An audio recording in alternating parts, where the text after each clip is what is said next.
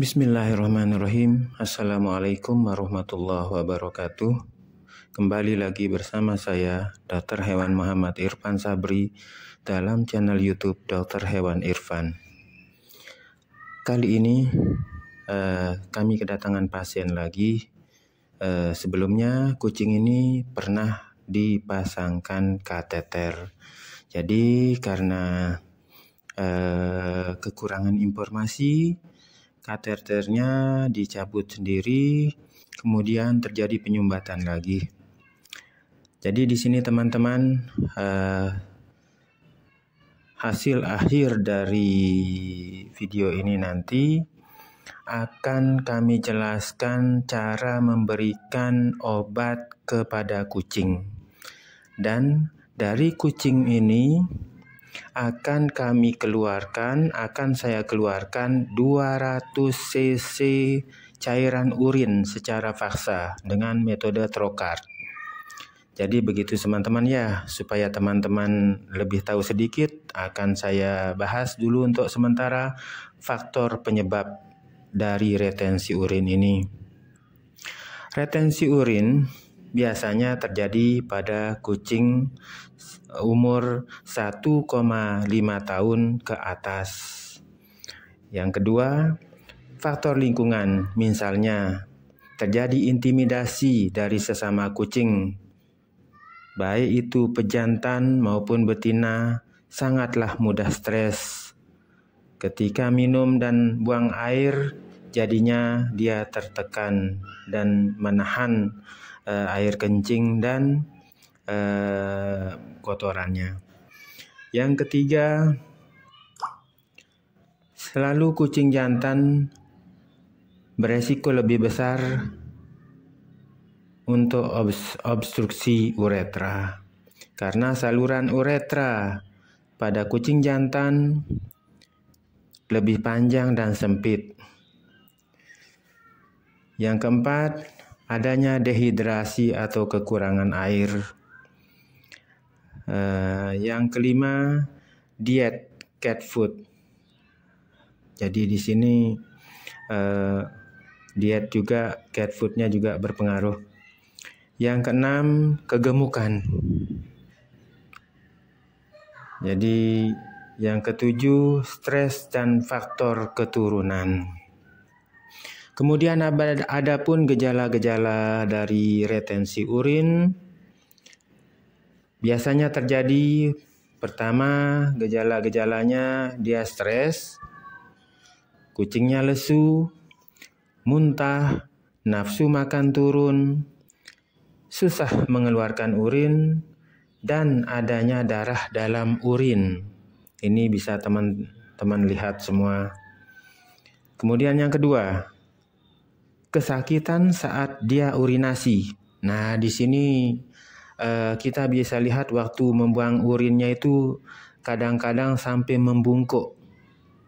Atau kalau dia menetes cara kencingnya dan sedikit-sedikit, itu kemungkinan sudah mulai gejala awal dari retensi urin. Kemudian selanjutnya yang ketiga itu sering menjilat-jilat daerah genitalnya. Jadi di situ. Yang keempat, mati dalam waktu 72 jam kalau tidak ditangani ya teman-teman. Nah, di video ini saya tunjukkan ada 60 cc.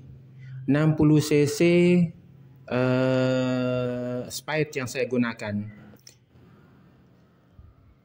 Saya akan menyedot cairan urinnya. Cairan urinnya dengan spate 60 cc ini secara perlahan-lahan. Jadi di sini diperlukan, ini sedotan yang pertama. Sedotan yang pertama saja sudah 60 cc langsung. Jadi bisa dilihat nanti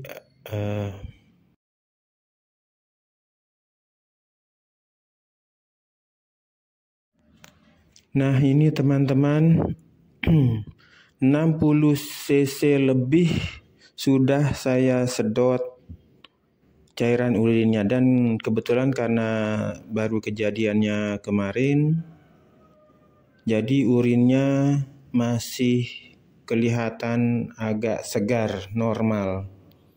Jadi ini sedotan pertamanya. Saya melakukan 3 kali penyedotan ini ya teman-teman.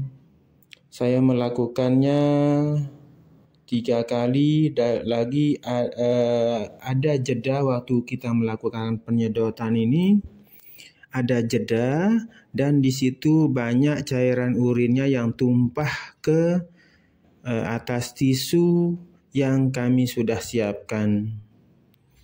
Jadi begitu teman-teman. Jadi saya akan kosongkan semua vesika urinerianya. Nah, ini kelihatan teman-teman sedotan yang kedua. Ini luar biasa banyak teman-teman. Sekitar 80 cc. 80 cc untuk yang keduanya ini. Yang keduanya 80 cc. Kemudian sekarang saya akan melakukan penyedotan yang ketiga kali. Jadi dengan harapan semua cairan urin di vesika urinarianya dia habis atau dia kosong. Jadi selesai dari saya melakukan penyedotan ini juga ada advis yang harus dilaksanakan oleh owner. Jadi gitu teman-teman, kalau misalnya owner teman-teman ada yang kucingnya mengalami retensi urin kayak gini, tolong secepatnya hubungi dokter hewan terdekat ya teman-teman. Jangan sampai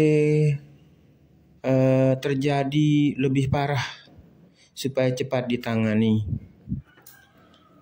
Jadi semakin cepat ditangani akan semakin baik.